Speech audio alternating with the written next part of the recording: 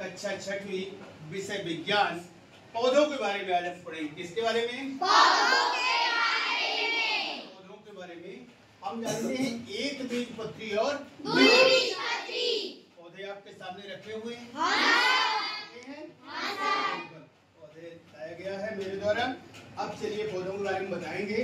तो पौधे में कौन कौन से भाग होते हैं? तो सबसे पहले जड़, तना, पत्ती, फूल, फल, कली, ये होती है।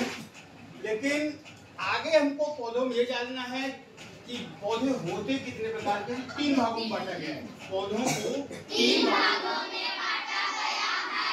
पहला साग, दूसरा झाड़ी, तीसरा तीसरा। ठीक है।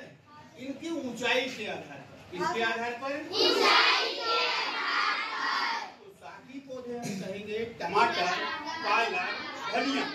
टमाटर, पालक, धनिया।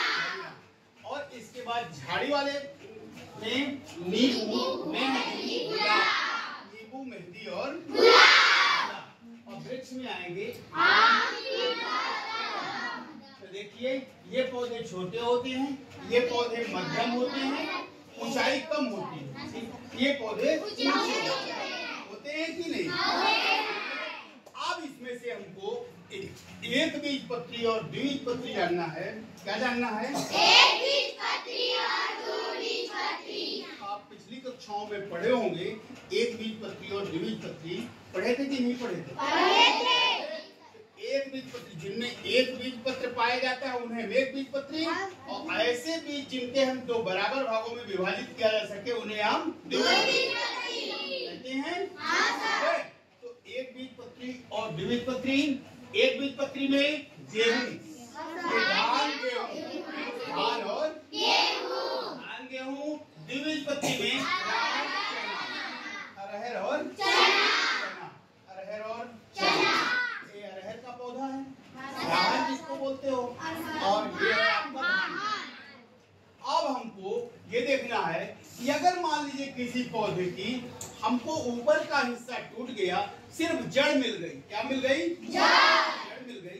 तो हम कैसे पहचाने कि ये बीजपत्री है कि द्विबीजपत्री? तो इसमें खासियत हो, जड़ के आधार पर हम पहचान सकते हैं, पत्ती के आधार पर हम पहचान सकते हैं। ठीक है। तो एक बीजपत्री जो पौधा होता है उसमें कौन सी जड़ पाई जाती है? रेशेदार या झकड़ा जड़। द्विबीजपत्री पौधे जो होते हैं उनमें मूसला जड़ होती है। मूसला जड़। तो इस प्रकार से जड़ के कितने प्रकार हो गए? 2 भागों में बांटा गया है।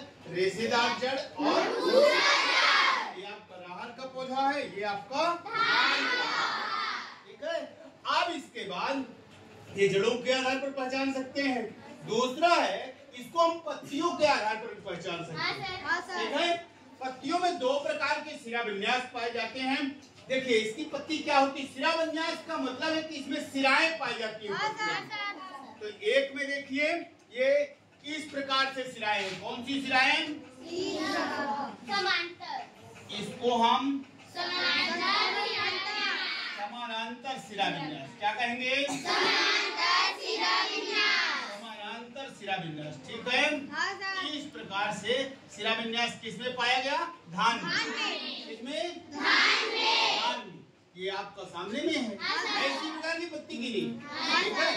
दूसरा है जो शिरा विन्यास पाया जाता है वो कौन सा? जालिकावत शिरा विन्यास। कौन सा शिरा विन्यास? शिरा विन्यास। इस प्रकार से ये आपका जाली के समान। तो एक बीजपत्री पौधे में जो शिरा विन्यास होता है वो समानांतर शिरा विन्यास। आप धान में देखेंगे तो कौन सा शिरा विन्यास? समानांतर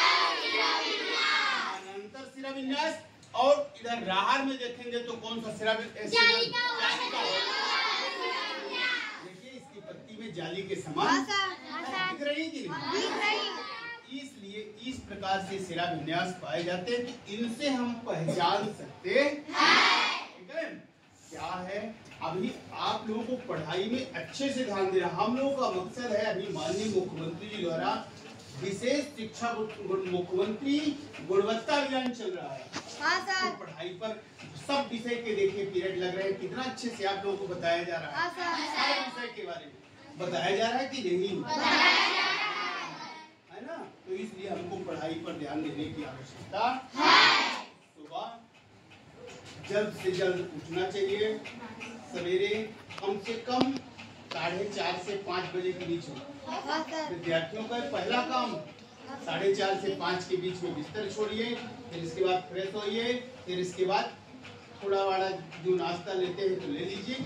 और इसके नई नाश्ता सवेरे 4:30 बजे कहाँ मिलेगा, तो नाश्ता नहीं मिला तो सीधे आप क्या करेंगे, पढ़ने बैठ जाएंगे और इत्मीनान से पढ़िए 7 बजे तक। फिर अपना ब्रश भी तो 4 बजे कर लिए, ठीक है, और इसके बाद शुरू करिए।